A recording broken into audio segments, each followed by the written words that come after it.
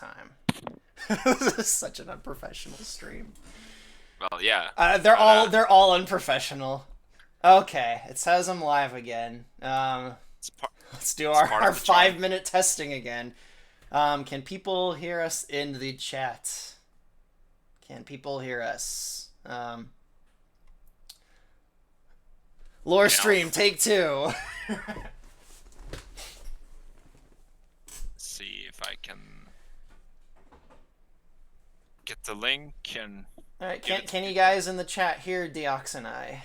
Before I'll try and do this again.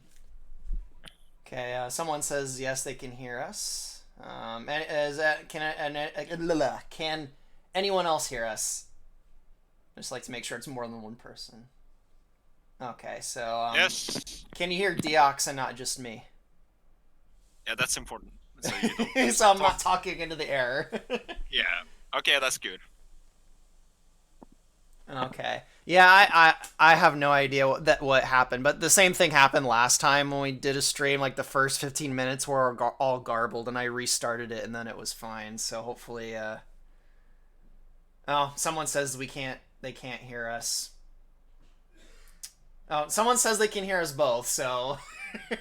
Okay, that's a All good right. sign. So whoever can't hear us, it seems like the problem's on your end, because like 5 or 6 people say they can hear us. Okay. Okay. For those, because I'm gonna probably delete the other part of the stream because it was a mess. This is a stream where we're probably just gonna talk about lore for, I guess, only 2.5 hours now. I'll probably babble about crystals at some point, and then we'll Yeah. kind of end with a Q&A. Like I said in the last stream, if you have questions, you can go ahead and ask them throughout the stream, but I probably won't notice them until I do the Q&A part. So there's a chance they'll be. In fact, any questions that were asked have been lost. So go ahead and ask them again. But Yeah. If I see anything that catches my eye, then I'll try to read them out. If we're not completely into a certain topic or whatever. yeah, some people are saying they can hear us both fine. Some are saying I sound fine and you sound strange. So I guess it's just gonna be really unprofessional stream as usual. Yeah, I guess. uh, yeah, I'm not really professional when it comes to these. I like don't have the whole intro and all the little details on the screen. One of these days, maybe I'll find a way to like show stuff in the background what I'm talking about. But I don't know. I don't think I can multitask. An interesting Star Trek reference you got there. Yes, Star Trek's kind of been dead lately, and which actually reminds me, it's been kind of a few weeks now, but can I rant for 2 minutes about the Death of Warcraft 3?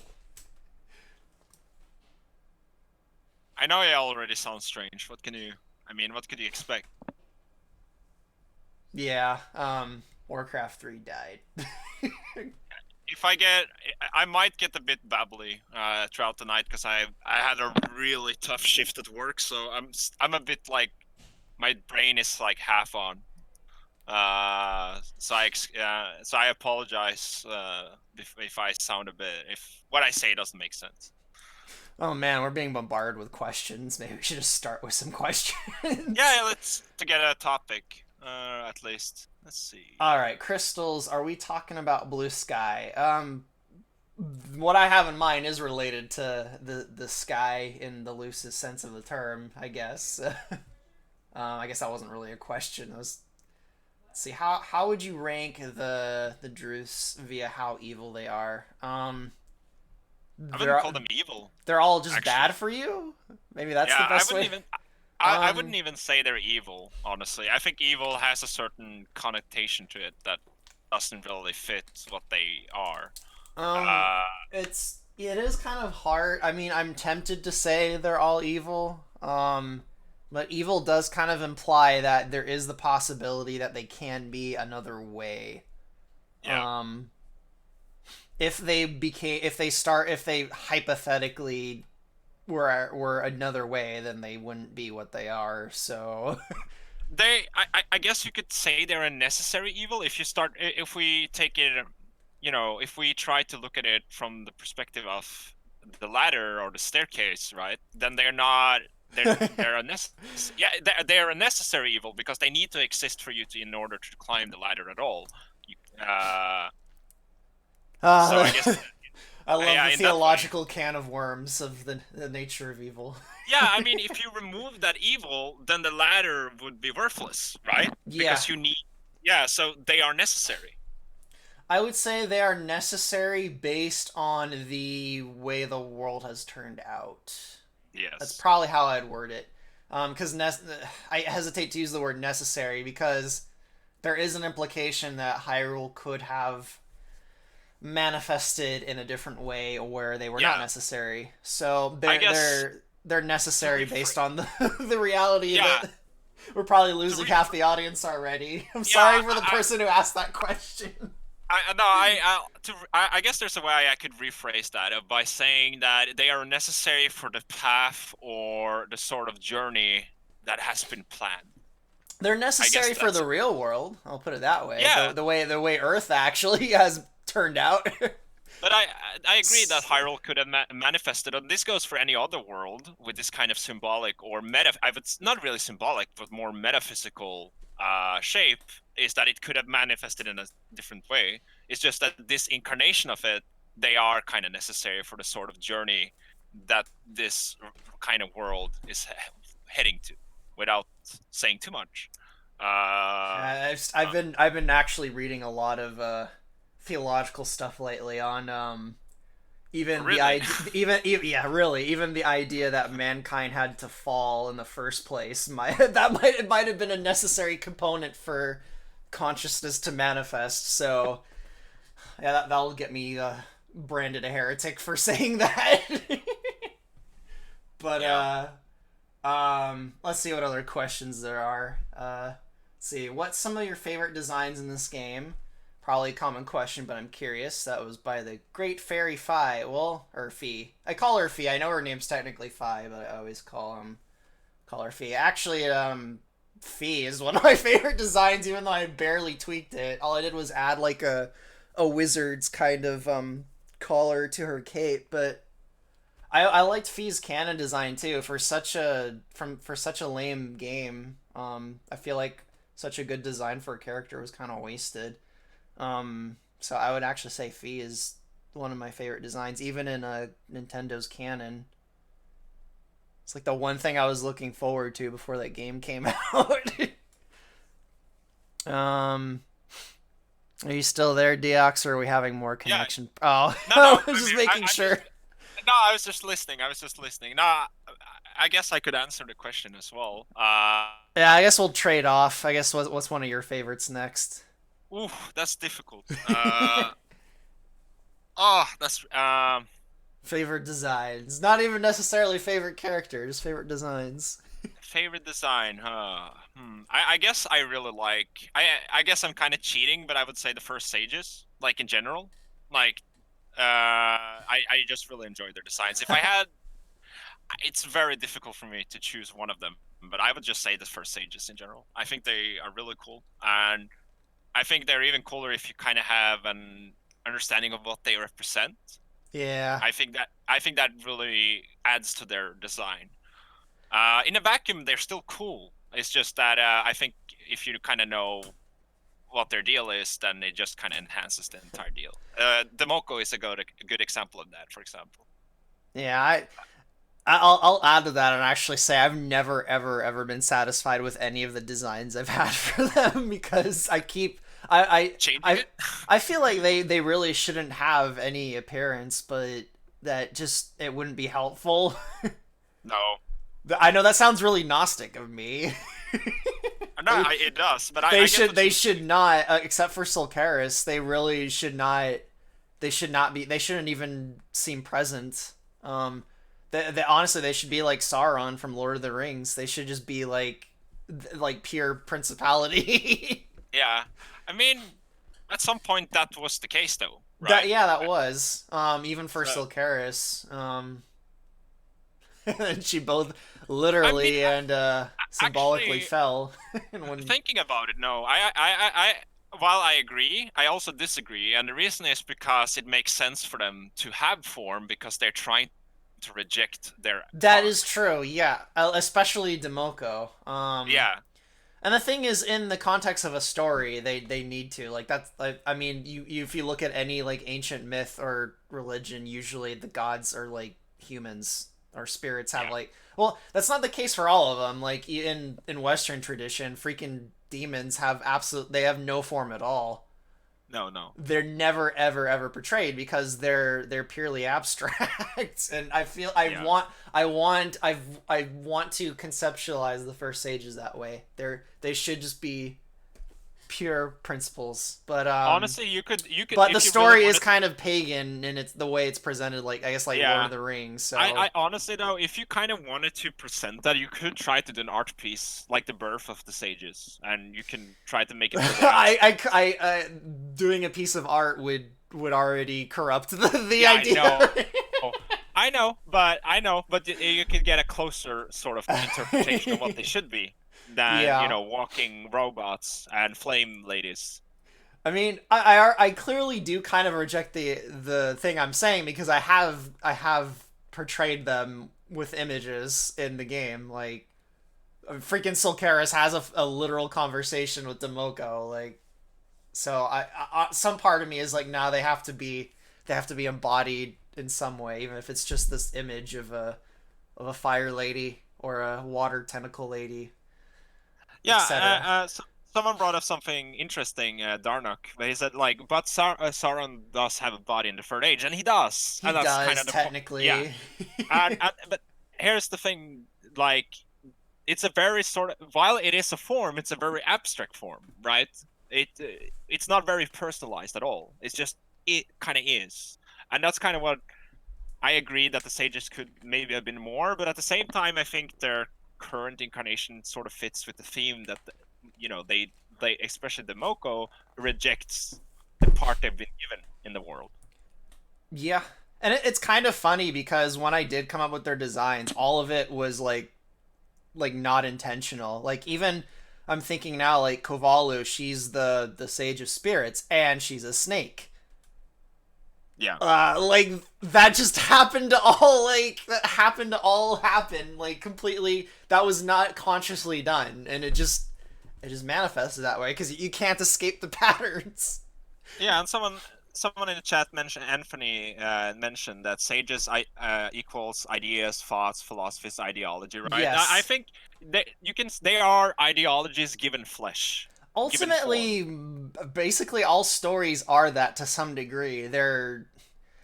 I mean, technically, even a story doesn't have flesh. It's usually text Yeah, or some kind of. It's flesh usually imagistic or some kind of text. So even in a technically, story, it's not even when I flesh. But yeah, when I say flesh in a symbolic sense, that just means form. yes, Something that is acting or has the ability to act upon something, that is it has flesh. embodiments.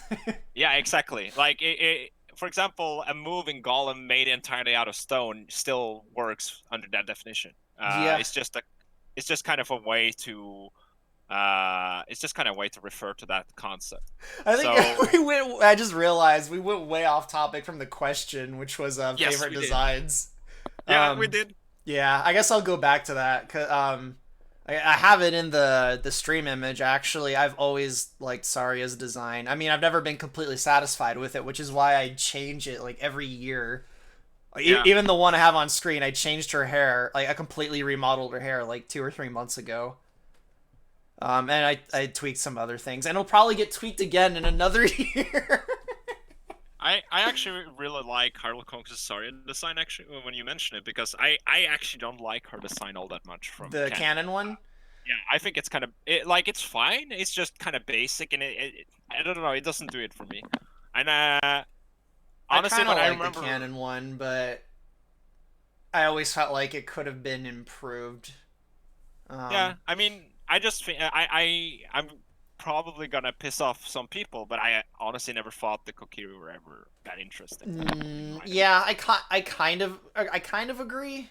Um, I think the best description I heard some like this was years ago. I had a friend. This was like a friend in middle school, so this is like almost what 15, 20 years ago. I think the best description I heard of Saria's canon design is I had a friend who said she looks like a communist mom shopping at Walmart in the 90s. Oh, 90s that's funny. communist Walmart mom. I think the reason why, if I try to like go back to what I thought about the Kokiri, is kind of like I didn't like what they, even as a kid, I didn't like what they represented when looking back at it, because they're kids forever. They never change. They just live in this forest heaven. They're the Fine. Lost Boys basically. Like Yeah, yeah, they're very it's very clear they're not very original, I guess, is what I'm trying to say. no, no. To me as a kid, and now the Kokiri represents an obstacle for me to go out and do stuff. So like I remember when playing the game, I was just annoyed that I had to be in this annoying village. I just wanted to exit the forest and explore. I wanted to go out and do stuff, and then you had these assholes, you know, forcing me to stay until I complete some, get the MacGuffin from the Dicky tree, which was just annoying. And I think that's a big part of why I just don't, they don't really do it. Which is why I'm not that sad that they were scrapped from Breath of the Wild either, because I'm kind of like, I really don't care. Like they were fine in Ocarina of Time, and I'm not gonna shed a tear that they were scrapped from a modern game. I mean, to me, the Zelda franchise is dead, so I really don't care if they show up or don't show up again. Anyway, nothing really matters to me anymore. So if they show up again, yay. If they don't, yay. I don't. It doesn't really matter to me anymore. um, yeah, I'm trying to think if there's any other designs. I do like. I do kind of like not quite as much as Saria's design, but I like uh Tetra's design, both her regal attire and her I'm a pirate attire. I like both. Someone asked, why is Saria's hair green? That was In Nephi canon or yeah, Nintendo canon? I guess Nephi canon. Because Sulcaris' hair was green. Yeah, In the Deku tree Nephi was feeling canon. nostalgic. It was feeling really nostalgic. That asshole. Boomer. Yeah, actually, I heard you briefly bring up Inca mummies earlier, and I realized when you brought that up, that is the ultimate boomer society. It really is. That is the. I'm gonna try not to get into it because if we talk about it on this stream, I could probably talk about it for like an hour. But the way Incas treated mummies, it was like the undying boomer society. Pretty much. And And you no saw what surprise, their consequences whole of that. civilization collapsed. Yeah. Sorry, I was made in Sulcaris' image, or at least to resemble Sulcaris. Uh, So, yeah, I guess the Great Deku Tree, he wanted to kind of recapture that. Although I guess you could argue because Sulcaris is a principal, it could be suggesting that Sulcaris' appearance is actually affected by the images yeah, that are projected on her from the I do think in future. this particular instance, it was a more personal thing, if you could really say that. Yeah. It was more, yeah, like you said, that the Great Deku Tree tried to recapture something of the And now we past. get into the whole causality thing with symbolism, which is Yeah, that's something I haven't even begun to grasp yet. Which I guess for the sake of the audience, there's this kind of idea in symbolism where it seems like things in the future retroactively affect symbols in the past. It's a very strange concept that I don't even know if I understand it. So I'm not even gonna try and go into it because I don't think I understand it completely. yeah. Um, yeah. So I what other designs do I really like? I kind of like Lear's design, even though it kind of fits into the category of like being kind of ridiculously simple, like sorry, a Nintendo canon. It's just a very Oh, simple outfit. oh wow, there's a question for me from Tinle. I'm sorry if I butcher your You're name, becoming but famous. why are you interested in becoming a historian, and what lore of Hyrule Conquest interests you the most? Uh no, the reason I wanted to become a historian is because I think um it's very essential to understand the past and why certain things happen in the past, so that we can learn from it. I know that it's a very like cheesy and almost kind of very cliche answer, but I honestly think that's the case. I think that history is very important, and it gives us reference of why we're here and who and what kind of events led up to where we are. And I think those things are fundamental to understand where we're heading. And while they might not seem practical in an everyday sort of sense, I still think at a macro scale, their history is very important. And I'm seeing a lot of good questions. and what lore from Hyrule Conquest interests the most? That is, without the probably the Akala, because I think it's a very interesting, and also the symbolic. Maybe the symbolic implications of the Golden Age. Yeah. I think those things are very interesting, and also We should just do a stream all in Akala. yeah, and In the the Sheikah future. and the Sheikah as well, from their ideology and what they represent. I think they're very interesting. Yeah, So yeah, there's a lot of good questions, so I'm gonna try and go through them. I kind of highlighting them so I can go through them in order. But this one's kind of unrelated to Zelda, but I'll answer it really quickly. Will there be any videos on Falleaf? Sorry if I'm off topic somehow. Yes, I actually, in my what little free time I have, I've actually, cause I was just talking about remodeling. Sorry, I've actually been remodeling some of my Star Fox characters for my Star Fox game. I remodeled both McCloud and Crystal over the last week.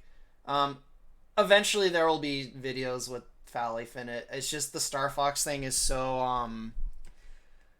Hyrule Conquest kind of dominates everything right now. So the Star Fox thing is basically, what's the word I want to use to describe it? It's just something I do in what little free time I have because I have to keep pace with the Hyrule Conquest. yeah. Um, Uh, and then someone asks, I think it's Wolfforge, which of them is more which of them is more necessary evil? Majora. Majora is the most necessary, although yeah. I guess you could argue he's something a little different than. I mean, he's different than the other demons, but he's not. He is, but he's Yeah. not. He is the savior, but also the great adversary. Is evil its own plane in Nephi canon, or just represent unbalance?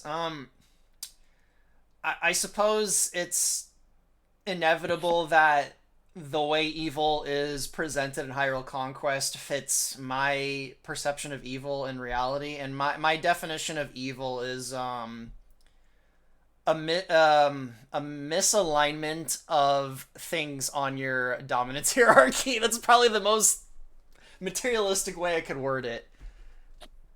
Evil to me is the wrong thing at the wrong time in the wrong place. It's doing something right in the wrong way, I guess. I really don't like the term evil or good. Yeah, it's a very I hard word to use, especially in our I postmodern culture. I really don't like evil in general as a term, as a concept. I don't. I've said this before. I don't believe there is evil. I just think there are. You postmodernist scum. Yeah. I'm shaped by my faculty, I guess. No, But I'm the not thing is, surprised. Like in modernity, like it's no surprise that the concept of evil is evil eagle. That it's kind of very confusing and kind of lost to people. It's no I think surprise at it's all. also, if you assign evil to a cosmology, you're inherently giving it a human outlook, and I don't Yeah, like that. I think certain actions can be evil, but it's a matter of perspective. It's a matter of culture. It's a matter of a lot of things, social norms, things that we condemn as evil acts today were not evil in the past, for example, or in yeah, certain cultural context. It changes all the time, and that's why I think it's such a lame term to use. yeah. I It's a very hard thing to wrestle with. Yeah, The thing it's is, like, yeah, it. I can't imagine a civilization functioning without some concept of evil. So that throws a whole wrench into it, and just it's such a hard I don't know, it's Yeah, such a hard topic. I agree, and I think that it is a necessary concept for a civilization or a culture, but I think it's important that we always recognize that it's a very subjective thing, and it will always change depending on the context we're looking at. And I think that is it's important to acknowledge when it comes to discussing evil and good, just not evil, just not evil, but good as well. I still Uh, hesitate to just outright say evil is completely subjective, but I no, understand why it's I our I could be convinced in that direction. I'll leave it at that. Yeah, I mean, I will not. Obviously, I don't know, and I don't. I guess you could argue that there might exist some form of objective form of evil. The thing is, I don't think we humans would ever be able to pursue it or perceive it. That's more in line with my thinking. Yeah, My because sort of we will line of just. thinking is I guess I'll go ahead and I guess be honest about it. I do believe that there is such a thing as objective good and evil, but I think humans are either terrible or incapable at acting it out properly at Yeah, all the thing times. is, That's we probably the always. best way I could describe my current belief on good and evil. Yeah, I think the issue lies that we will always assign our understanding and our interpretation of evil and good to anything. And I think that inherently makes it kind of pointless to try to even discuss. However, again, I would like to stress that it's still necessary for a civilization. For example, we need to agree on what is considered okay and what is not okay. Yeah, the But moment everyone has a wildly different definition of good and evil is the moment a culture starts to fall apart. yeah, It's I'm it's sort a of very dangerous line of thinking if you think yeah. civilization's good at all. If you're an I'm sort anarchist, of then I guess you don't care, but yeah, I'm sort of rambling, but basically what I'm saying, to paraphrase, is that I look at the gray and not the black and white. That is what I'm saying. I would say look at the gray, look at the black, and look at the white. Wow, at the same time. All at the same time. That's what I would say. No, but But even your sense of color is corrupted by your human senses. yeah, that's the problem. look at the ultraviolet. Look at the ultraviolet and the infrared. I mean, and if we take this back to Hyrule Conquest, then obviously, I would say it's no secret that it will obviously lean, in your direction, Neff, because you're the, creator of it, and that's not a bad thing. I think I think it's interesting that we all can have different approaches to evil and good. The thing is, I do treat basically every character in the game as I guess morally gray would be the way I'd put it. Like I don't I don't think in the minds of any of the antagonists, I don't think they think I'm bad. I'm maybe some exceptions, but and it's same thing with like heroes. Like Link ends up doing some pretty shitty stuff, and he's like one of the like Tetra does some very shitty things. Very, very shitty You're thing. bringing up earlier, Kala. Hyrule's golden age might have been brought about by some very shitty things. Like I don't like to think I portray anything I do as extremely confident in what is right and wrong in it Actually, because it's like I since you said, brought it up, even though I believe in the concept of black and white, I don't think it's manifested in reality. I guess I believe in it in the abstract. I believe in the principle of black and white. I since you just don't brought it think up it's though, embodied properly. since you brought it up, speaking of the golden age, I'll just speak my mind on the golden age. It's not a golden age It's a at golden all. age for a select group of people. Yeah, but the thing is, and I've said this before, and you know that I don't think stagnation is a good thing at No, all. I do Uh, agree with you completely there. So, yes, it's technically not. Well, the thing is, the kind of definition of a golden age does go hand in hand with stagnation. So, Yeah, yeah. so I guess it It's just, technically is a golden age. but again, that is again, it's a subjective thing because some people that is what they strive for, right? The stability, and Yeah, so obviously some people would consider Golden Age a great, period of Highland history. I just don't agree with it at all. yeah. Uh, and that's fine. I just think like it's funny they call it a Golden Age, but nothing ever changed. Nothing ever happened at all. It was just, Well, things kind you of know, did, just in the shadows. yeah, yeah. On the surface, it was very stagnant, but obviously things did happen in the shadows. A lot of But things also, happened in the shadows.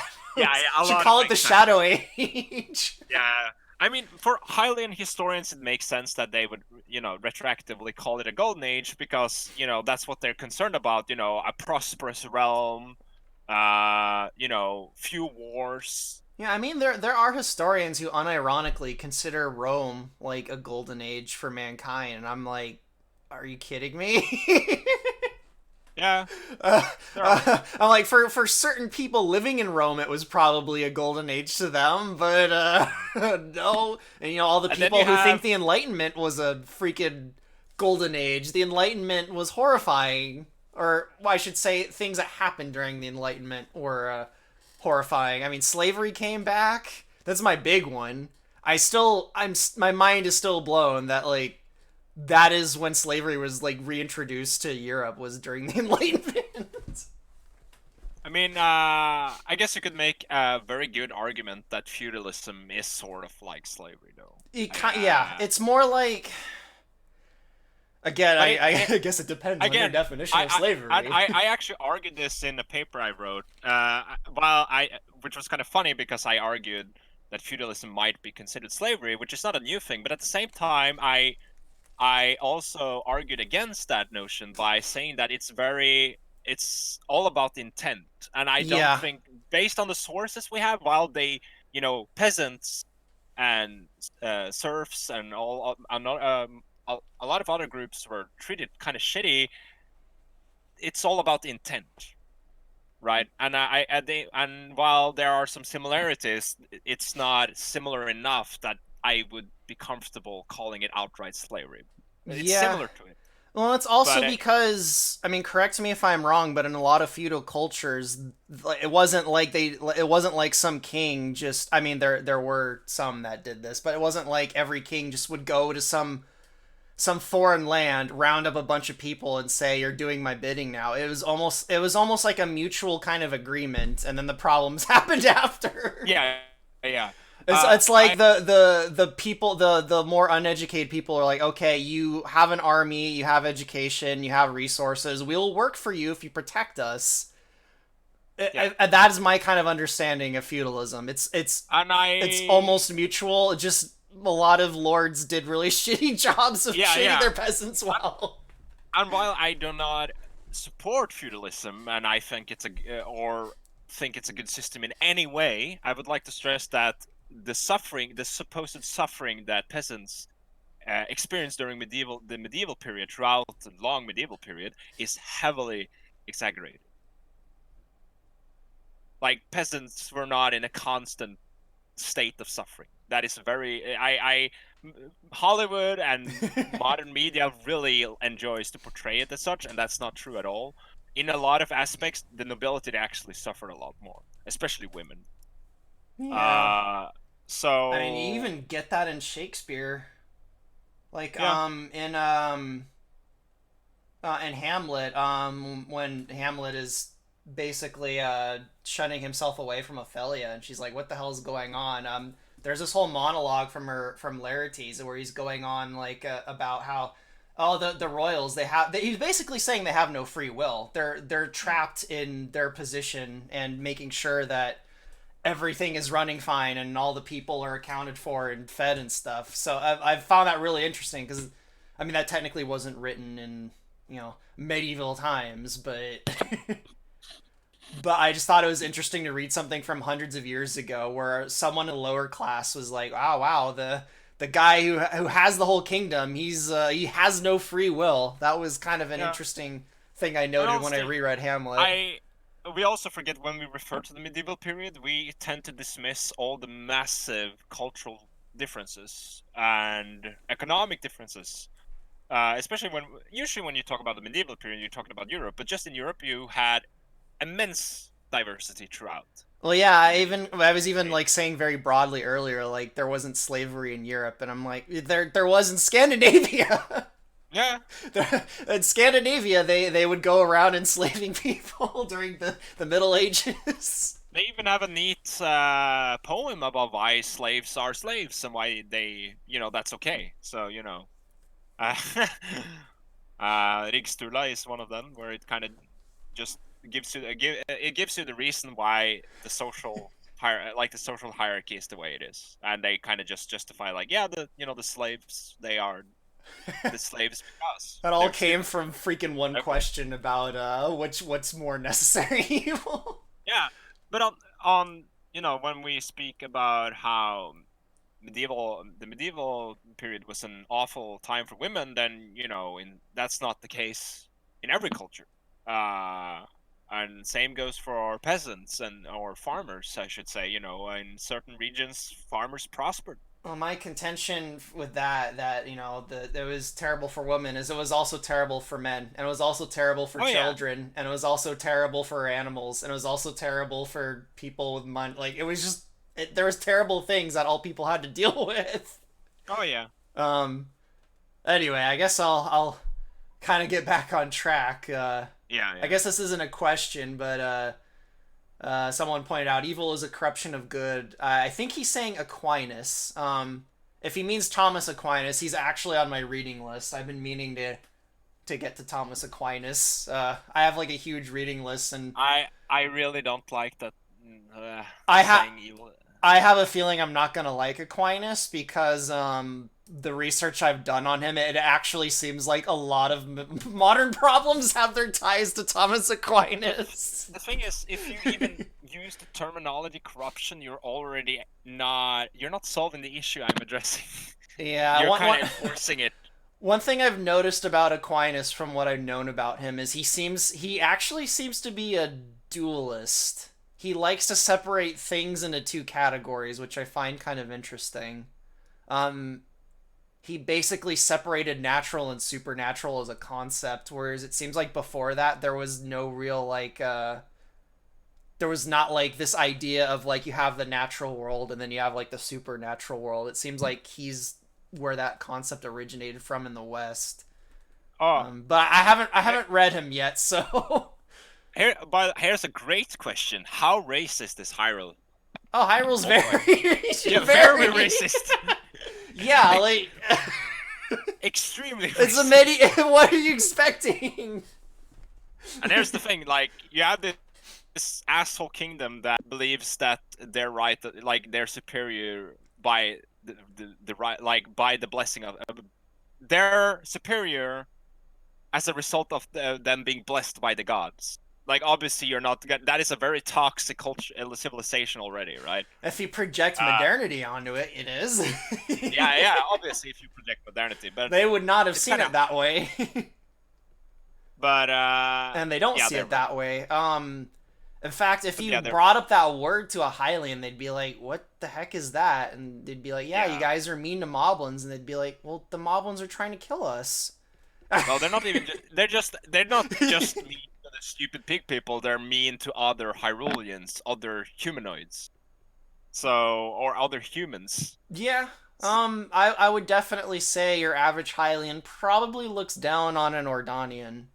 Yeah. They probably see them as lacking in IQ. Yeah. Even though, ironically, the Ordanians are economically more successful than their host kingdom. Yep. Although you could argue that that's actually in support of what they're saying. They're like, man, they're doing better than us, but they're still paying tribute to us, the idiots. I mean, I that is I don't know. I they don't have a freaking army. It's not like they have much of a choice. Well, the Ordanians are fine with their place. Yeah. They don't care. Like they're fine doing their thing. They don't care about conquest. like Hyrule Conquest. They don't have high Hyrule, ambitions basically, which they're the there's Hyrule just Conquest version of the Hobbits. yes, exactly. They're well, I kind of say the Kokiri are kind of more like hobbits, but no, they yeah, Ordana's kind of like the hobbits. They're Tolkien's ideal world. Yeah, I mean they're not an ambitious people, and I think that's cool. You know, obviously Ordana has its issues as well, but I can respect it for that. And they definitely seem like one of the I'm putting this in air quotes least evil groups of people. Yeah, uh, I mean, I think if you had to pick like a place in Hyrule Conquest, you know, to live, Ordana is pretty high up there. With Lanayru. yeah, I'd probably pick Ordana. Lanayru maybe, but I'm kind of I don't know. I feel like Lanayru's its nature is kind of degenerate, so it's gonna collapse eventually. I mean, Yeah, yeah. even It is. symbolically, they're fish people that live next to an ocean. It's just inevitable. Something's gonna change there. And also, the kind of what we discussed before, the kind of accidental metaphysical existence of the Sora and how they kind of change with the same kind of changes of water Yeah, as a that is liquid. they're the stable agents of change and chaos. If that makes any sense at all, they're Actually like the just positive side of that. they're just water. They're Yes, actually they're water, water. I love it. which was really fun. Like the Dominion is just ice, you know. Lanayru is liquid, and then you have the River Zora, which is just like vapor. Yeah, It's great. then the Rivers Zora are from an even more chaotic place. They're I don't want to put it materialistically, but they're from quote unquote another world. Yeah. Which I guess even goes a step beyond vapor. They're just Honestly, from though, outright chaos. that does imply there are certain implications with that. Does that mean with given time and the right conditions, the River Sora as vapor would, you know, revert to liquid and eventually Yes. ice? I mean the Zora came from the River Zora, so Yeah, exactly right. So it's kind of the inevitable cycle that their civilization go through as a the Zora race. are fluid. They change. They're always Yeah. changing. I mean, technically everything is always changing, but their nature seems to be to just change and never be completely consistent. Yeah, they're That goes changing a hand in certain hand with the pattern. symbolism of amphibians, especially like frogs. I mean, I guess there aren't frogs, but frog is like the best example I could think of. In a lot of myths and stuff, the frog is this thing that exists in two different worlds, and it always has to do with like transforming and changing. Probably because a frog literally transforms and changes, and it lives both in the water and on land. That's probably why that became that symbol. But yeah, I guess I'm gonna try and get back to the questions. There's a related question to what we were talking about, though. From so the pure blood Sora aren't extinct. That's what the question What was. do you mean by pure blood? Yeah, I was gonna say implying they were pure blood from the get go. Technically, if I guess technically the River Zora would be the pure blooded ones, but even then their origin is one of I guess I'll just say their origin is ultimately unknown, so we don't even know yeah. There's no such thing as a pure blooded Zora, I guess. I know what you I mean. would. I know what he means. I know what they mean when they say pure blooded Zora though. Yeah, The Dominion Zora. Yeah, they still do exist. Like Rudo's still around. Zelene and his wife is still around. They have no government though. They're absorbed into Lanayru, which probably means inevitably they'll be diluted. yeah. Imagine just if you want the symbolism behind it, the Dominion was a big ice cube, and the ice cube melted, and now it's the neighborhood. Yeah, and now it melt. It was a big ice cube, and it melted into a puddle that was already there.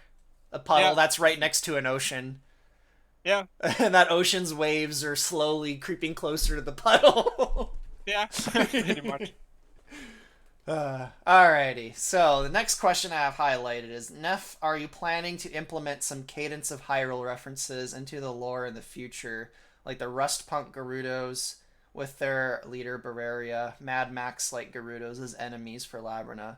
I've never played Cadence of Hyrule, and I have no plans on playing it, and I don't know too much about it, but some of the research I did, I have a feeling I would be very frustrated playing that game. So I'm not gonna say no because I have ended up using things that I didn't think I'd use before, but No. no plans. So No. I'll put it that way.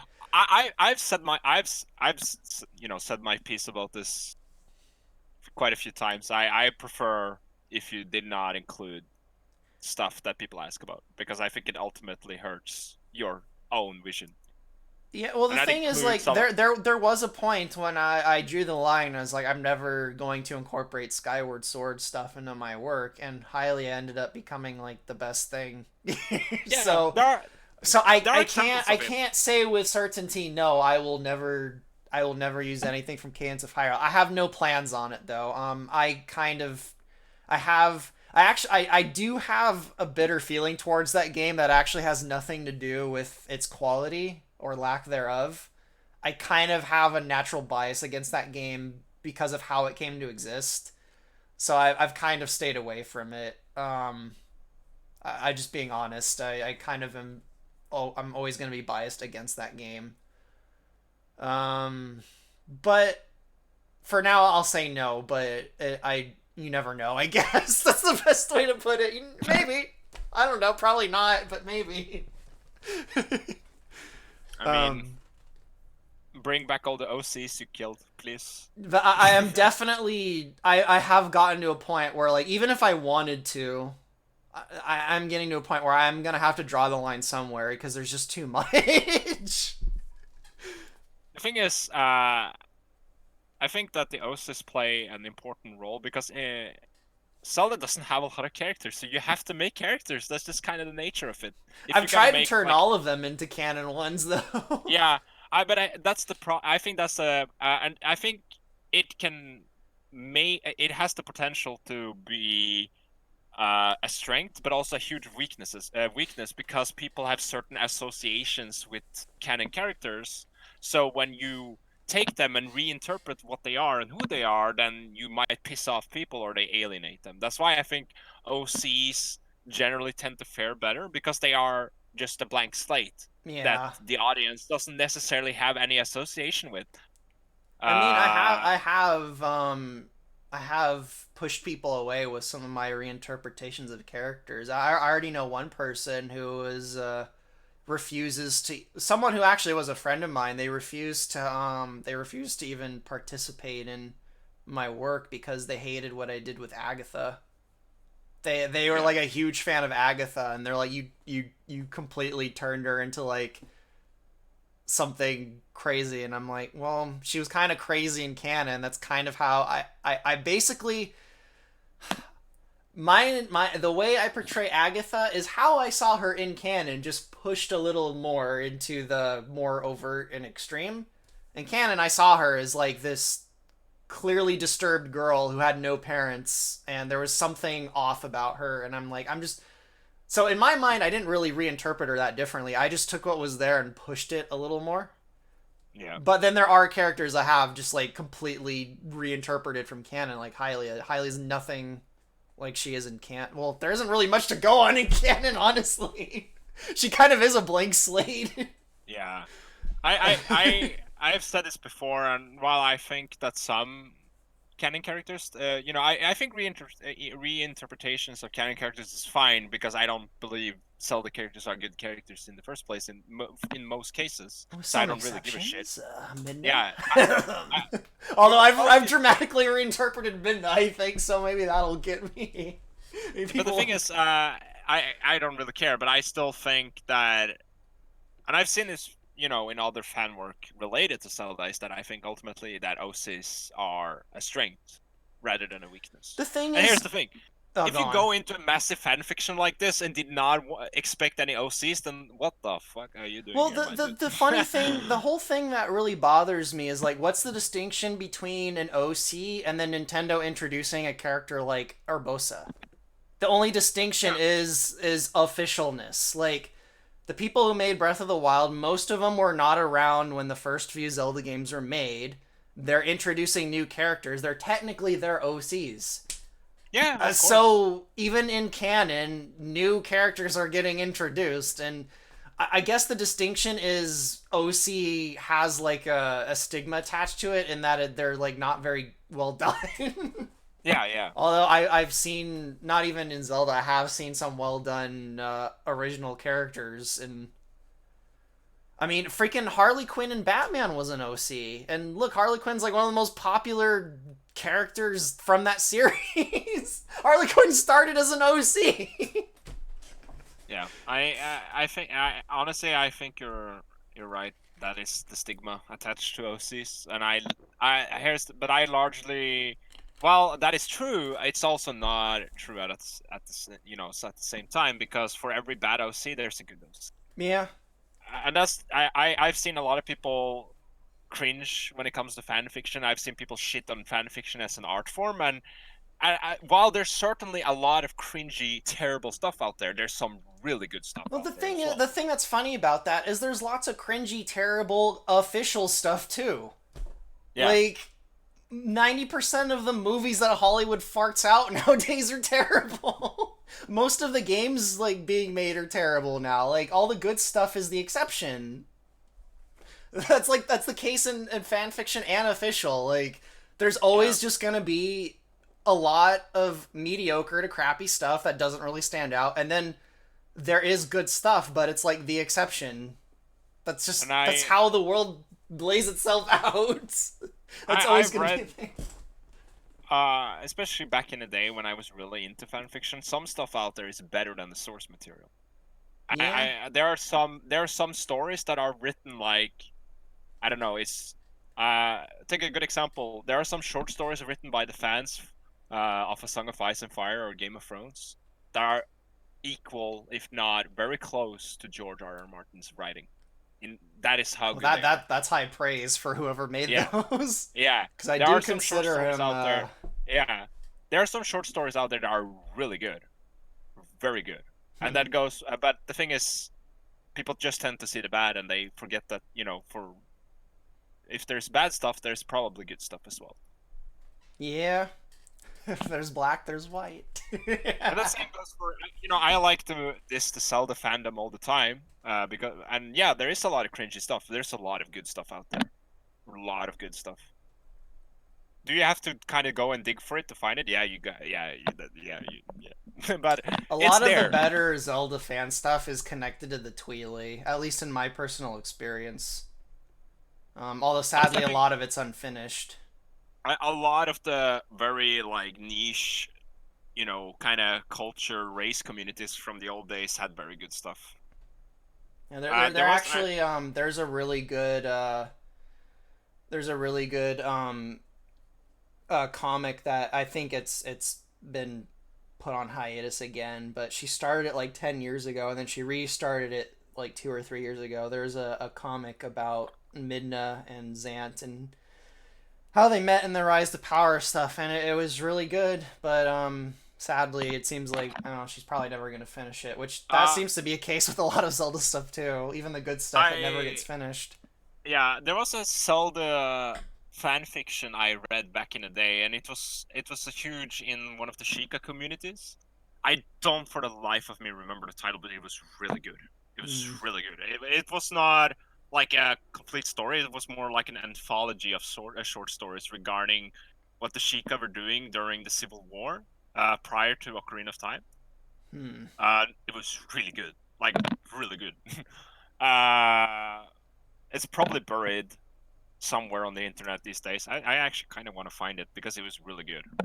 And sadly, I don't know if sadly is the word I'd use, but I kind of stopped looking into Zelda fan stuff. I mean, the stuff ends up in my line of sight just because I'm connected to to Zelda thing. So I still do see Zelda fans, but I don't actively go looking for it anymore. I've kind of been um what's the word I'm looking for? The Twilly Burned by the community. Zelda fandom in the Yeah, past. someone said it in the chat, and I assume that they're familiar with it. The Twilly community is great. I'm That's the not only sure. community I'm still part of.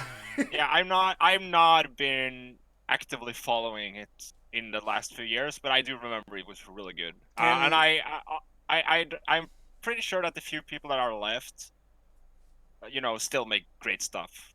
yeah, Uh, and considering how I guess how nice is how I'd word it. How nice the whole community has been with me. I'm trying. Whenever I get to the introduction of all the Tweely and stuff, I'm gonna try and find a way to give all of the community's designs and characters a little cameo somewhere, just as a way to be like, hey, you guys weren't a shitty community that just destroyed all the fan stuff. You guys actually were nice.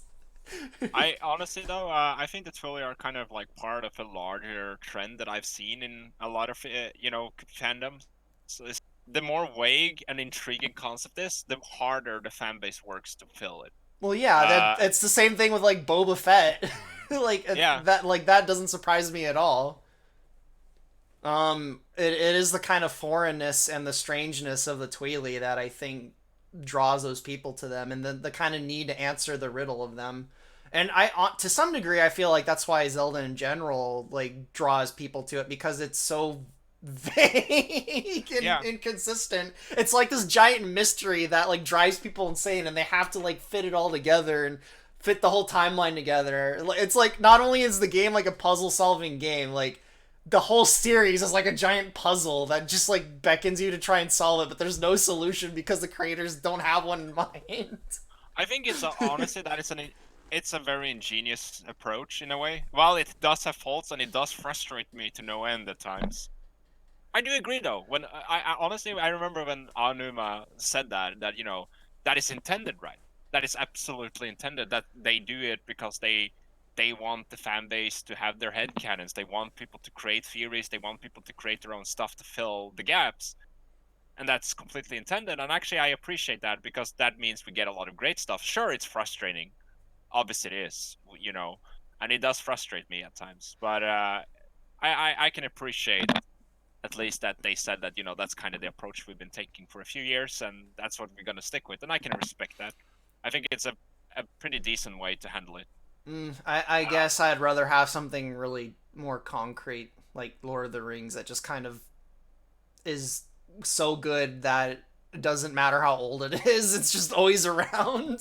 Yeah, And there's not. I think that's fine. I mean, there are mysteries that Tolkien never really addressed in all of his work, but I don't know. It's his work is more embodied than Zelda. I guess I'll put it that, Yeah, and yeah. it's more popular than it was when he was even alive.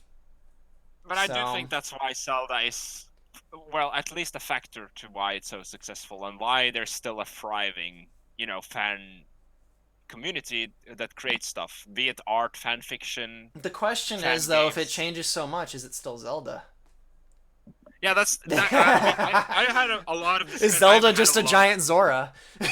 I've had a lot of discussions regarding that, especially in people's fan settings for or reinterpretations of Zelda lore and world building and all that stuff. And there's a very interesting question, and this applies to Hyrule Conquest as well. At what point does it stop being Zelda? And that's a very difficult question to answer. And I think that You will. could, yeah, that was kind of a bad example for me to bring up, because you could say about anything that lasts a long time. Yeah. Eventually, there comes a point when it's like, is this really the same thing that it was 50 years ago? But again, Lord of the Rings, nothing's really being added to it. I mean, now Amazon has the rights to it, so they're making a TV show and stuff. And But I've seen people bring this up for Hyrule Conquest. Like, is it when something happens in Hyrule Conquest, when there's a lore point or something, and people, you always have those people like, is this even Zelda at this point? Why is this even a Zelda mod? And here's the thing, that is a legitimate question, right? I Yeah, think it is a legitimate question, I but do here's the think thing. that is a completely valid question, but my rebuke to that would be, well, canon Zelda, is that even Zelda anymore? Yeah, yeah. And here's the That's thing. my Here's the answer to that. I I like Ocarina of Time. I like Twilight Princess. You know, I like a lot of the modern stuff. But to me, the Zelda that I grew up with and that I like, which Is is the it's old, gone. yeah, the old And classic yeah, Zelda. You know, pre Ocarina of Time. like no It's nowhere matter near. what your opinion of Breath of the Wild is, like say you think it's the best thing ever made, or you hate it, it's the worst thing ever made. No matter what your opinion is on it, you cannot deny that it is not anything. It's not Ocarina of Time. It's not. But you could also say Ocarina of Time is not the original Zelda game. So Oh no. so. Here's the thing. I like.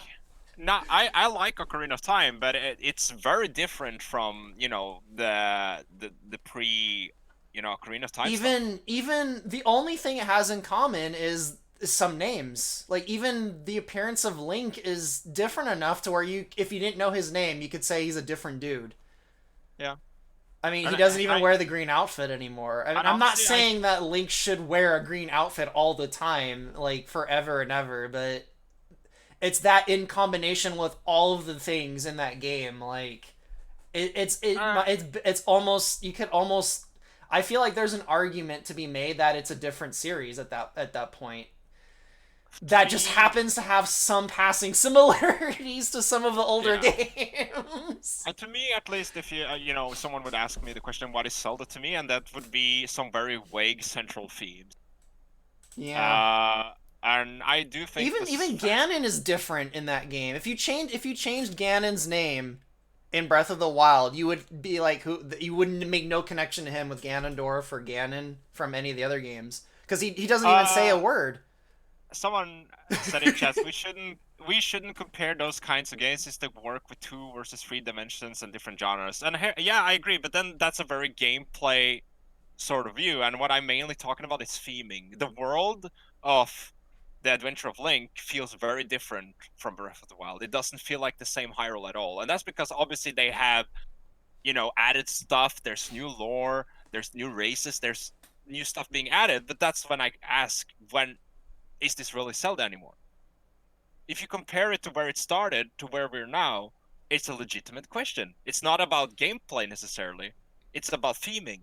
And if you actually, and yeah, obviously, if you just play a Link's Adventure or the original Legend of Zelda, it seems very bare bones. And then I suggest you pick up the manual for those games and read the story because it's all in the manual, and it really gives you a good idea of the theme they were going for. And it's very different, very very different. And to be fair, it was made by different people. Like I'm Yeah. not even arguing that the change, like things changing is bad. Like it's going to happen inevitably. Like things change. Like that's just the way of the world. My whole contention was basically in response to what you were saying. Like when someone's like, "Well, is Hyrule Conquest even Zelda?" I was just saying, "Well, is canon Zelda even Zelda?" That was all I was trying to get at. In my mind, canon Zelda has warped so much since the very first Zelda game that it's kind of impossible to, it's impossible to go to Hyrule Conquest and be like,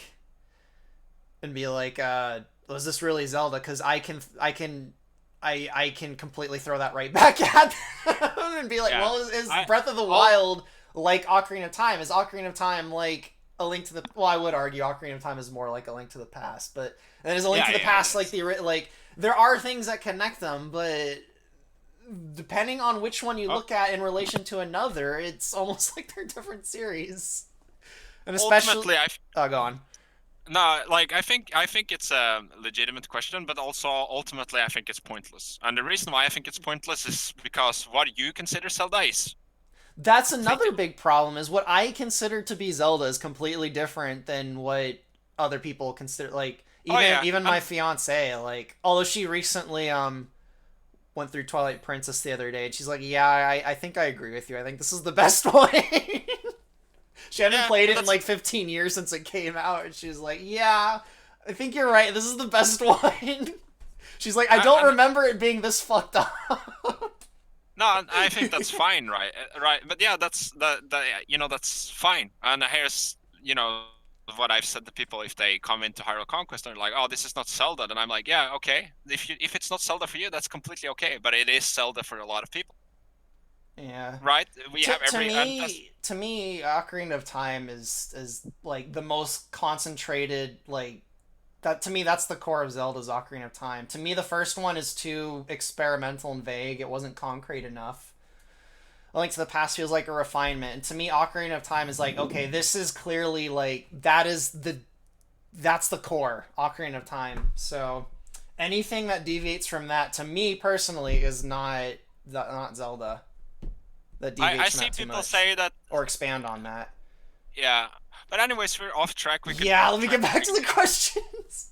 back to the lore and the questions. Yeah, so the next question I've highlighted. How long do you think Hyrule Conquest will take to complete? And in game time as well. Oh my Um, god, 50 years. there's a distinct possibility I will die of old age before I finish everything I have in mind, but hopefully it won't take that long. Honestly, it's the cinematics that will take the longest to do. I think I'll have all the factions done before I die. Oh yeah, that. All the gameplay I'm pretty sure will be done before I die. It's just it's all of the absurd Kojima levels of animations I have to do for it that I don't think I'll finish in my lifetime. It takes me too long to do them. I mean, I'm I gonna said keep it doing them until I drop dead. So see how as far I've I said, get. as we've said before, if you're not in for the game, then yeah, you're gonna be disappointed. I mean, on the bright side, that means there's always going to be new stuff coming out. I mean, I've been doing this pretty consistently for it'll be 10 years in a few months, I think. And I was doing things even before that. Like I did the stupid RPG games before the 10-year mark. So I've been pretty consistently making Zelda stuff basically nonstop since 2006, 2005, give Yeah. or take. I really wouldn't say I was doing things consistently until I started Hyrule Total War. I've basically done something related to Zelda almost every single day of my life since 2011, since January 2011. I've taken, a few breaks here and there for like a week or so, but almost every day it's Zelda stuff. And that'll probably be the rest of my life until I die. Actually I'm insanity. insane. Actually insanity. Yeah, I think there's something mentally wrong with me. I might be a little bit autistic. Oh well. Oh well, next question. Okay, if I may be so bold, what is Majora truly, and what is its motivations and goals? Oof. I hesitate to answer this question. Yeah, you shouldn't answer that question. Let me think for a minute and see if I can. In the past, when people have asked me similar things, I've compared Majora to Tiamat, but I'm not even sure if that's the best comparison. I feel like Tiamat is kind of an oversimplification in terms of like a mythological figure that I would compare Majora to. Something like Tiamat. And the fierce deity is Marduk. I definitely think Majora is something like that in canon, is something like Tiamat, but I feel like I need more time to articulate Majora before I could answer that in a very satisfactory way. So for now, I'll say look at the myth of Tiamat and Marduk, and you might get some kind of idea of what Majora might kind of be. The funny thing is that we've actually spoiled everything just if you've kind of listened to our symbolic rabble babble. And I mean, I've actually, even come to you privately and been like, I think I have a more like I've been kind of I've had a I in my mind I know what Majora is, but I've had a very hard time like actually articulating it. And the yeah, fact that I mean, even today we're talking about like things that shouldn't have any images. Even Majora is entirely manifest through masks. So Yeah. Uh, I honestly, since this is kind of spoilery, anyways, just I'm from waiting the for Game of Thrones reference. yeah. I mean, I remember when we were discussing the ladder and how that metaphysical ladder would look in a the context of Hyrule. Yeah. If you look at that image that I just made, the sketch of it has quite a lot of implications if you look at it. Like it's quite obvious if you just take a look at that thing, what it means just from that image alone, and that is not even going into all the other stuff we talked about. Yeah, send that And sketch to me again. I might use it for the background for whatever our next stream is. I'll send it to you.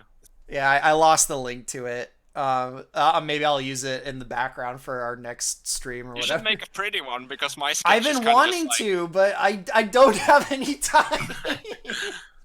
I am mean, so it's just- swamped. I mean, even it took us 3 weeks just to manage this live stream.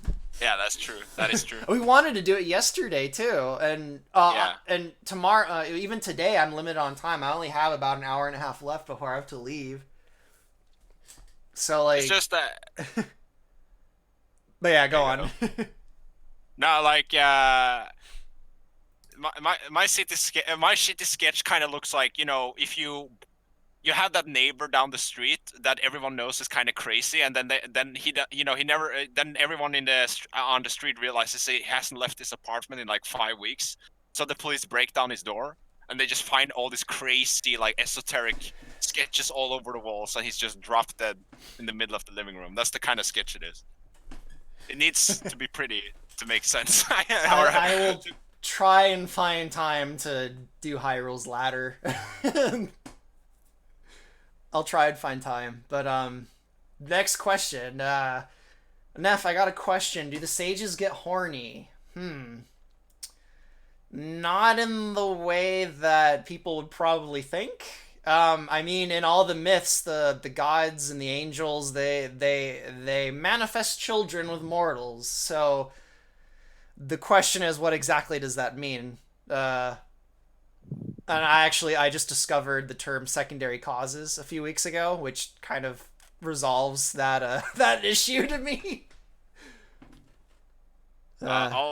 I'll repost the ladder in the Discord for those that haven't seen it, so you guys know what the hell we're talking about. So I guess to answer that question, they get horny in the abstract sense of the word. I have a feeling that was probably a joke question, but I do feel like there actually is an answer to that. Let's see. Next question. Was making a game hard to do? The hardest thing about the way I'm making a game is generating money to live off of. In a way, the thing is, it's not even hard to generate money. If you get a really, even like just a normal job, and I do have a part-time job. The problem is balancing the time needed to create something on this scale with a job that interferes. Yeah.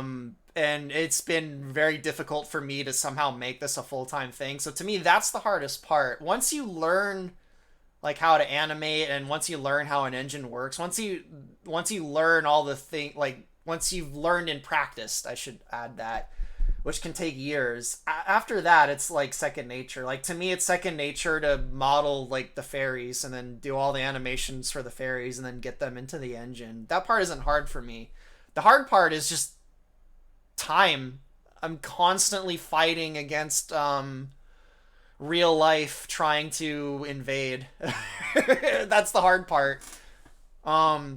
If you could somehow get a really good job making games, then I imagine that would solve the problem. But I was even pointing out, I was showing on the Discord like 2 weeks ago all my rejection letters from Blizzard, which in hindsight ended up being a good thing. Oh yeah. I like their badges of honor for me now. Like, yeah, I was rejected by Blizzard like 10 times. Seriously, like I have people. Well, I don't know them anymore, but I knew people in Blizzard, and for like 2 years, I kept trying to. I had a foot in the door there, and they refused to hire me. I guess I just wasn't good enough. But so it was making a game hard to do. parts of it are hard and parts of it aren't. It just, I don't know, just the time part is the hardest part, and trying to, and like I do everything I can to like devote as much time as I can to making the stuff. And it's becoming, it keeps, it used to be easier. I don't know how I pulled it off, but it's like getting harder and harder as time goes on. I think the scale of the project has kind of exceeded the capability, at least to a certain Yeah, extent. that's definitely true. And the honestly, best solution would be to find people who have the same insane work ethic as me that can do what I'm trying to do, and then all of us work together. But good luck with that. By yeah. the way. But I mean, you've gotten better though. You have a few people helping you out now, Yeah. so you know things have gotten better. That's true. EXO has been a godsend. I mean, without EXO, we wouldn't even have Goron plots. Which EXO, he might step into the stream at some point. He's been invited, but I don't know if he'll be here this time. I've been here for a freaking. Oh, he's been here the whole time. I didn't even know. I didn't even realize he was in it. That's hilarious. Hello, EXO. I've been here since the start. He's been here. He hasn't said a word since the start. He's been here the whole time. That's actually kind of creepy. That's hilarious. Yeah, but I mean, yeah, I think it's, yeah, what I said is that it just, the scale is too big, but I think it's still doable, but obviously there are some sacrifices that have been made, and you know, some people are like, you know, these models, the animation or whatever, this and this, and I'm like, yeah, have you seen the size of the team? It's like, what did you expect? Yeah, I mean, I know if you're like freaking rich and you can live off of your money for the rest of your life, then doing what I'm doing would probably be not hard at all. And then you could probably, you know, use that wealth to buy the help of people. So I imagine, you know, tons of money is a solution to that problem, but unless a miracle happens, I don't think I'm gonna have the money to live off of for the rest of my life. I'm really poor right now. I'm not saying that as a complaint. I chose this path on purpose. But yeah, time is definitely the biggest enemy of me right now is time. Yeah. Well, my mortality, I guess, because if I was immortal, then time wouldn't be an issue. But so I guess my mortality is technically the biggest enemy. The fact that I'm gonna probably die someday. It's okay. You're still young. You still have time. We all have time. Yeah. We have some time at least. Alrighty, I'm not seeing. I think I got. Well, actually, I haven't got through the whole chat, but I'm seeing less questions. Oh, here's some questions. Actually, I think you brought this up earlier. Sages are ideas, thoughts, philosophies, ideology. Yeah. Right. That is definitely the right line of thinking. I mean, they're not specifically those 4 things you meant. I mean, parts of, you know, ideas, thoughts, and ideology are parts of them. Clearly, Demoko and Sulcaris have an ideology. I wouldn't say they are in and of themselves an ideology, but they're manifestations of a certain. If you're familiar with Plato, then the Platonic forms, you're also on the right track as to understanding what the hell I'm talking about. Although I still think even Plato's insufficient. I mean, it's what most people know, so... Yeah, Plato's the best starting point for what the hell I'm talking about. Anything about the Platonic forms, that's a really good starting place for understanding just what the fuck I go on about. Yeah. But I'll put a little asterisk point, like, that's just like a starting point. That's insufficient. Oh yeah, there's a question that I've seen Darnock ask a few times. How numerous are the collations? The people? Collations. Yeah. They're not that big. In fact, I actually found a real world analogy to them by accident, which I'm forgetting what the name of it is, but it's this little tiny one city country in Italy that's been around for I think almost 2,000 years. And it's one of the oldest democracies in the world too, and I think their population's less than 1,000, and they just maintained that for like hundreds of years. What was the name of the country? It's in Italy. Napoleon offered them a bunch of territory during his conquest, and they famously were like, "Nah, we're happy with our little city. Just leave us alone." And he left them alone. Someone in the chat will probably bring it up. It's this little tiny city. in Italy. yeah, you're talking San Marino. That's it. Right? I think that's Yeah. it. Let me do a search Yeah, just to make sure. It is San Marino. San Marino, Italy. That was around the time you linked that video. I remember. Yeah, it's Pretty San interesting. Marino. It's this little tiny country that has let me see what the population is.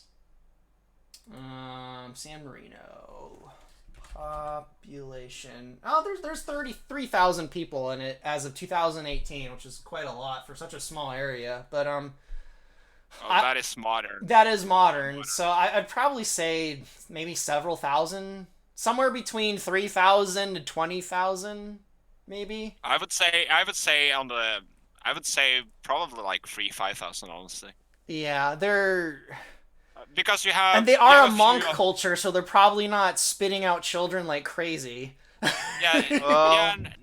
You would To be never. fair, though- I wouldn't say that. I wouldn't say that. You know, I religious people, imagine- shouldn't say I imagine Galatia is like you have a clergy of monks at the monasteries. You have the descendants of the nobles that fled after the Civil War, Yeah. and you probably have a decent peasant population to maintain production of food and stuff. Yeah. That's kind of what I. But I wasn't trying to imply that monks don't have children. They actually did before a certain period of time, but generally they don't fart children out like peasants do. No. But, there always seems to be a pattern throughout all of history, even modernity, that the more poor you are, for some reason, you have more children. There seems to be a correlation between that. The thing is, before some of the kind of fleeing, or I should say maybe exiled Achalan nobility went to Galatia, it was just like a kind of like a hermit, a place for religious hermits and monks. Yeah, but before certain Achalan individuals ended up there, yeah, it literally was just a monastery with some farms on the. Yeah.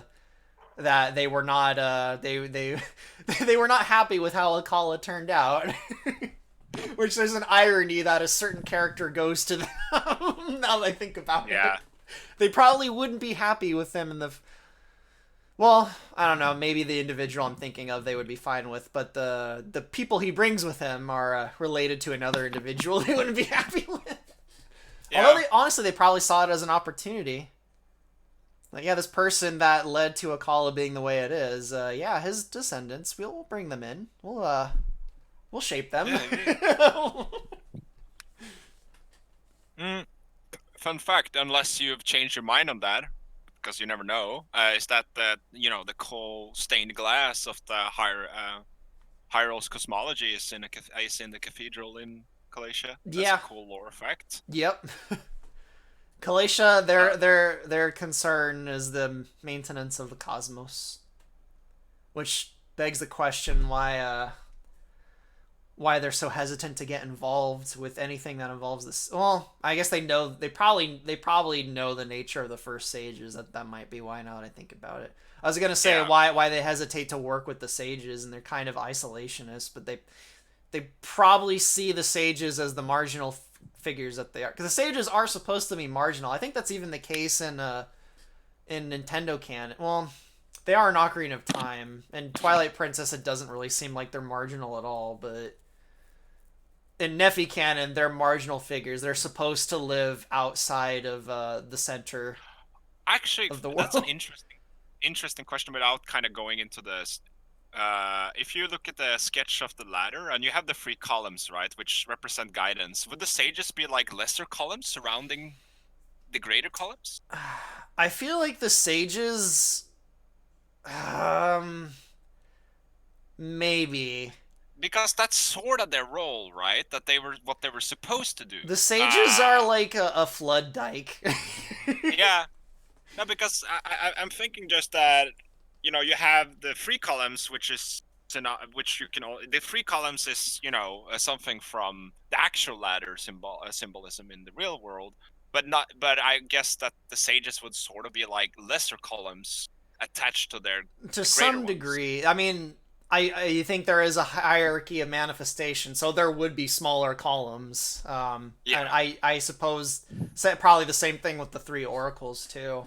To me, the best real world analog to how I perceive the sages, and I love using the example of this character, is Saint Christopher, the dog headed saint. Because he's a marginal figure that crosses bodies of water. To me, the sages are something akin to him. They are vessels that preserve certain things through. They carry things across rivers. That's gonna probably confuse some people. I guess let me see. I'm finding more questions. I think these questions. I'm like really far behind on the questions. These are probably from like an hour ago. What if the first sages are like Galactus, where every single person just sees them differently? That is half true. Different people. It's probably more so cultural. I mean, ultimately, I guess it does come down to individuals, but different cultures would perceive, interpret, and portray the sages in different ways. In modernity, it probably would be more individualistic because modernity is so hyper individual. But in a medieval setting, you'd probably see it manifest more on a cultural level. Like Hylians portraying the sages versus like the Zora. Like, I mean, you can even see it with the Gorons. The Gorons portray Din slightly different than the Hylians. Matthias too. Like, there's they would be different to them. To be fair, but we did again. They all kind of misunderstood. I guess misinterpreted the point. Yeah. They're fixated on the columns rather than what matters, which is kind of funny. And that's kind of a thing from real world symbolism where they say like, the columns are there to, guide you, but don't be fixated on them. Yeah, basically don't turn the columns into idols, basically. Yeah. The pedestals will fall. Oh my god, that actually makes sense. Yeah. Yeah, Majora knocking down pillars. Oh my god. See, you didn't even intend that, and it came about. You can't escape the pattern. You can't escape it. I'm just gonna completely break into this, but I've been thinking over the past week or so, and I've been talking with or speaking with Odysseus, and I think I might actually move battalions up on the priority list. I'm fine with that. To the point where, at the moment, I'm finishing the attack and defending for the AI, like I said in the video that I uploaded. I have been making changes between the video and now, because I'm still mentioning attack and defending because I noticed a few things that I had to add before I even went into attacking and defending, so I did that first. But anyway, I would be fine with battalions after you finish the AI. I think because I was gonna do siege damage as well. Remember we were talking about that? Because before I even started on Labyrinth the Fairies, I wanted to just focus on refining all the current factions in the game, and that kind of didn't happen. I just kind of like, I'm just gonna do Labyrinth. Yeah. And I don't regret it. Labyrinth has done really well for me. I don't think the fairies will quite draw in the same crowd, even though I think the fairies are vastly superior in terms of gameplay. I can't wait to show the fairies. I'm actually almost done with them. I just have to finish modeling their buildings. I have all their units done. But yeah, if you want to do the battalions when you're done with the AI, I'm more than fine with that becoming the priority. And then we could go through all the existing factions and work out the battalions and their numbers and stuff for them before I move on to the Sheikah and the Stelphos. Yeah, I mean, I believe the plan right now is that Odysseus looks at the Gerudo and the Hylians first. Yeah, So he's that's the almost idea finished a behind it. document about the Gerudo. I told him He to hold off has. on the Hylians because Okay. I kind of want to redo the Hylians. Although one of the things I'm doing for them, which he actually suggested, is technically not currently possible in the engine. There's code for it on their GitHub, but it's been unfinished for like years. And if I'm understanding it correctly, it'll also solve the problem we're having where when you research a tech, it's stuck using the promotion thing to transform units.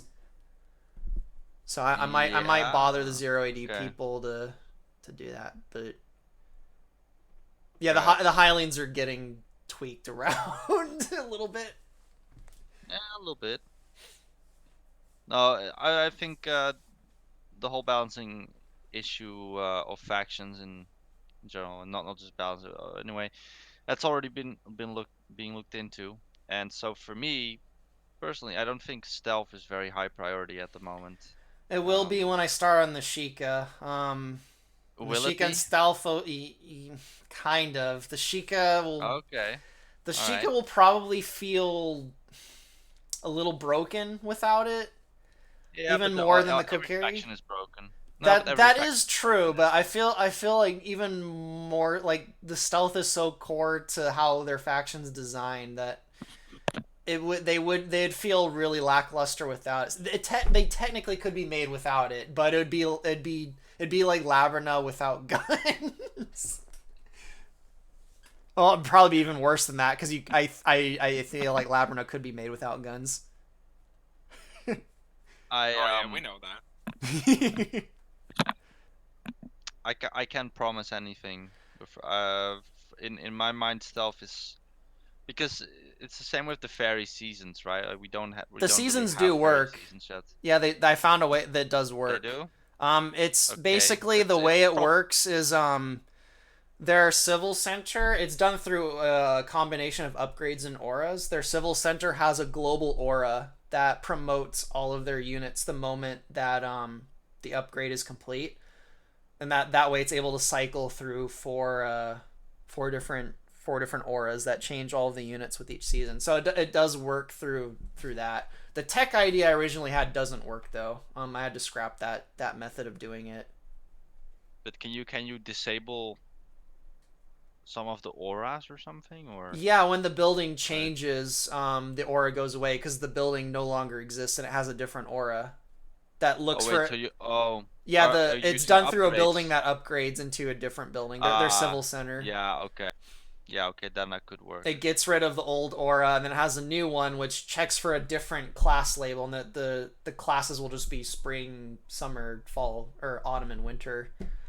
Yeah, yeah. Which I was very tempted to call Autumn Harvest because historically that is actually what that season was called until the 1600s. But I ended Yeah. up going with Autumn because that's what it is in Zelda canon. Yeah.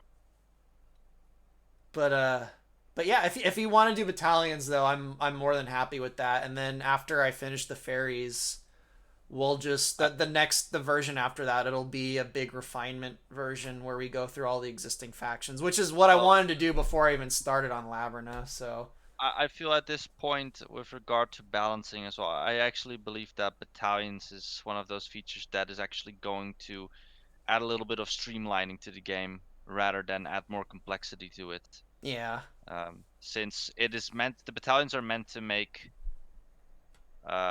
it a bit clearer and give it uh, give it a sense of a larger scale, but your units are easier to control yeah. because you technically have less of them because they're now all organized in groups. It's the same thing in Total War. You You've only loads of technically have only soldiers on 20 the field. units in Total War at a Yeah, time. you could have potentially only 20 of them, but you still have loads.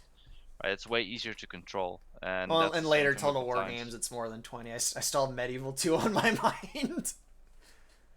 um, So that's what I'm going for, and because Odysseus was mentioning as well that he yeah, was when you're done with the already AI, just taking let me battalions know and we'll into. talk about the battalions. Well, I can already tell you I'm more than fine with doing battalions next. done, Done. done, Okay. All right. done is a big word.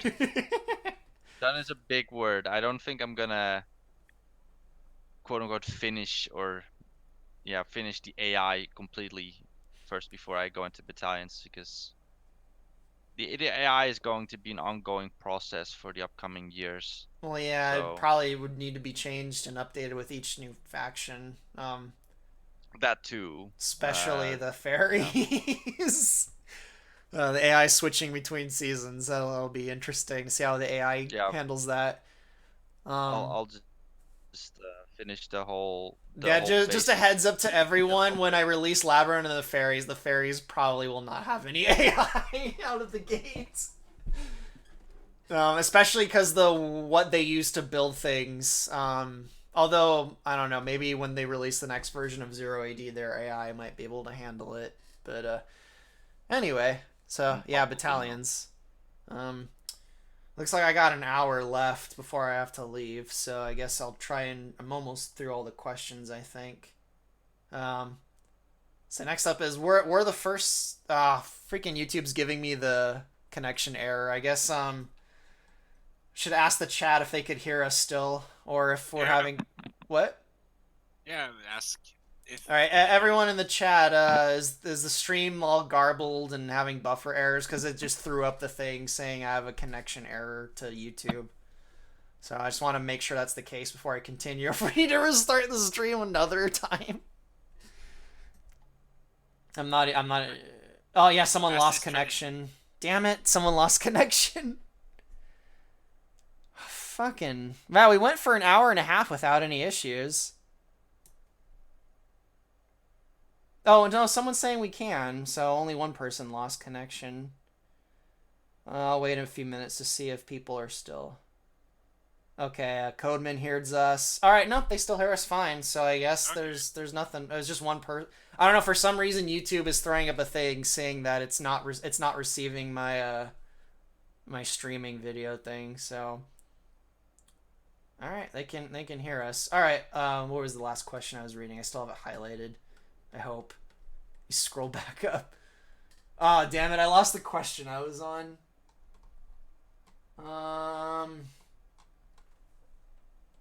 Actually, I can't even scroll up to where the question was. So I guess I'm sorry, guys. I lost some. Any question before is America even America anymore? It's not appearing on the live chat. So if you had a question from before then that I missed, you might have to ask it again. But to answer the is America even America anymore? Yes and no. Is there a plan for the Barbarian Tribe from BOTW? Yes, but I'm waiting to see what Nintendo does before I do my plan. The Barbarian Tribe is the Zona. Yeah, the Barbarian Tribe might actually being the Zonai, but I kind of was gonna try at Breath of the Wild 2, but I want to see what they do with the Zonai, if anything at all, before I honestly just think we should go with the thing we had talked about. Just screw what Nintendo does. Yeah. And just do my own thing, even if it's really different. Okay, here's the thing. If they actually explain who the hell the Sonai were, Neff, I'll give